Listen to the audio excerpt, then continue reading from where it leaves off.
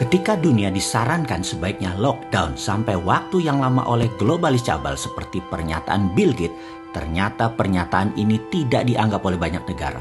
Globalis marah. Akhirnya COVID benar-benar menjadi tidak selesai. Dunia pasti sebentar lagi akan bukan dunia yang dulu lagi, yang saling terkoneksi. COVID tipe baru dilepaskan globalis di berbagai wilayah dunia. Lebih dari 10 macam COVID yang memerlukan 10 macam vaksin juga. Sehingga ada 19 macam coronavirus beredar saat ini.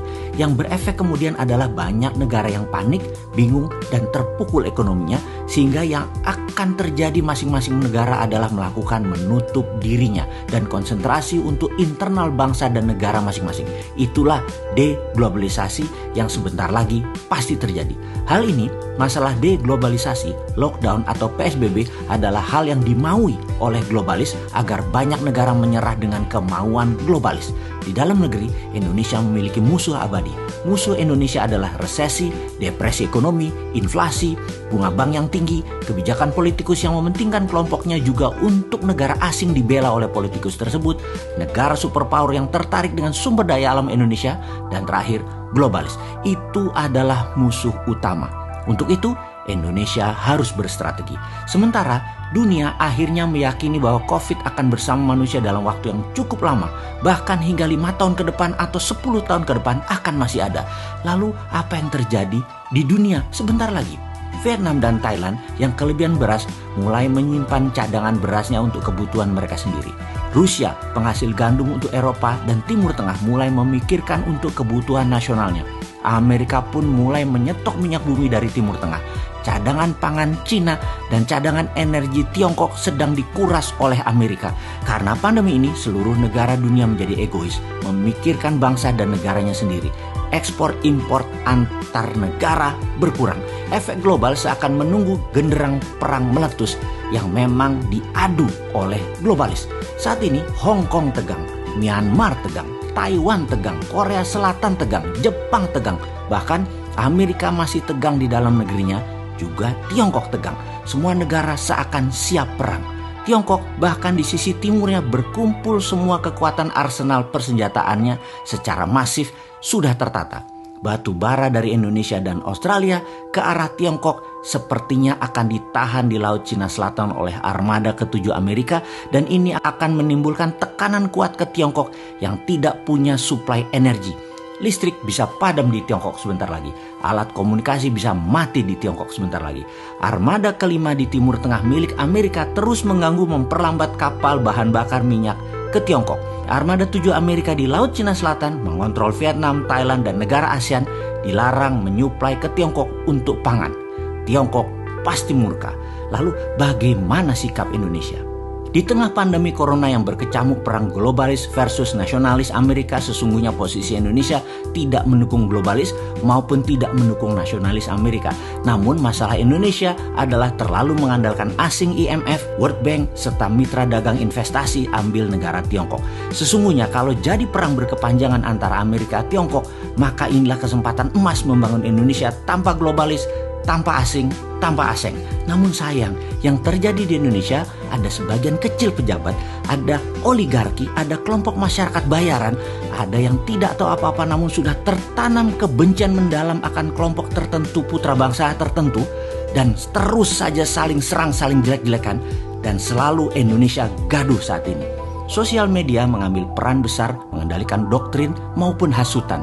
Bangsa Indonesia mulai dari pejabatnya, penguasanya, pengusahanya, sampai rakyat terbawah tidak sadar memakan propaganda dari globalis.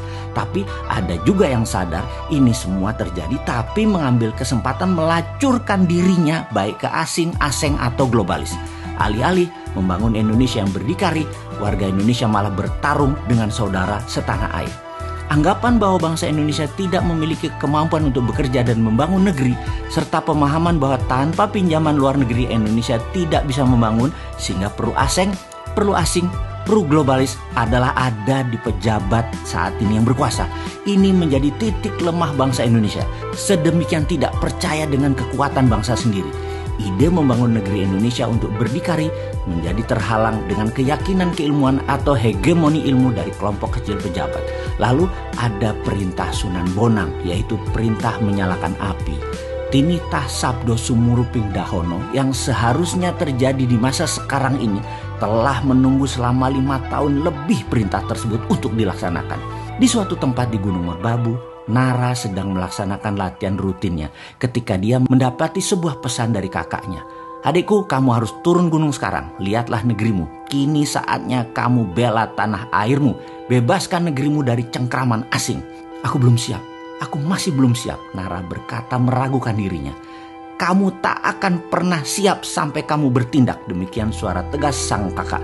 Di saat globalis asing-asing sibuk, Indonesia malah gagap di dalam negeri. Bukannya mengambil kesempatan untuk menggerakkan kedaulatan mendominasi selat dan laut di dalam Indonesia, bukannya memanfaatkan kekuatan sumber daya alam mineral dan membangun kekuatan pangan, tapi malah nyender ke oligarki, globalis, dan negara besar. Inilah misi berat. Apa itu misinya? Melepas cengkraman globalis, asing dan aseng adalah perjuangan Nara, sang kapten Dinaran. Sayang, saat ini ternyata serangan musuh Indonesia yang terbesar seperti depresi, resesi, inflasi, globalis seakan menjadi musuh nomor 2 karena kepercayaan atas kapten Dinaran belum didapat. Masih diragukan, sesama anak bangsa saja saling menjatuhkan. Nara, sang kapten Dinaran terpaksa harus mengemban misi yang berat berbekal kemampuan yang masih terbatas. Dia belum selesai melakukan pelatihan di Kawah Chandra di Muka di puncak Gunung Merbabu. Nara berkata, "Yang aku takutkan adalah bukan berperang melawan musuh negara, tetapi bertempur dengan saudara sebangsaku sendiri." Inilah buku komik geopolitik, geoekonomi pertama di dunia untuk milenial dan Gen Z, serial Kapten Dinaran. Memiliki alur cerita yang penuh intrik, penuh strategi, penuh drama, dan tidak akan bisa menebak akan kemana jalan ceritanya ini berakhir. Strategi bernegara, negara superpower, globalis cabal yang menggurita, shadow banking, deep state, dan banyak lagi intrik geostrategi dunia terjadi dibahas dalam komik Kapten Dinaran ini. Yang menjadi pertanyaan, bisakah globalis dikenali, dikalahkan, dan dibongkar oleh Nara, sang Kapten Dinaran? Atau Nara akan gagal kemudian menjadi pecundang, atau kelompok lain mengalahkan Kapten Dinaran sebelum dia bergerak melakukan sesuatu? Jawabnya, semuanya mungkin, semuanya bermain dan seru, dan semuanya penuh keterkejutan. Selamat menikmati komik Kapten Dinaran.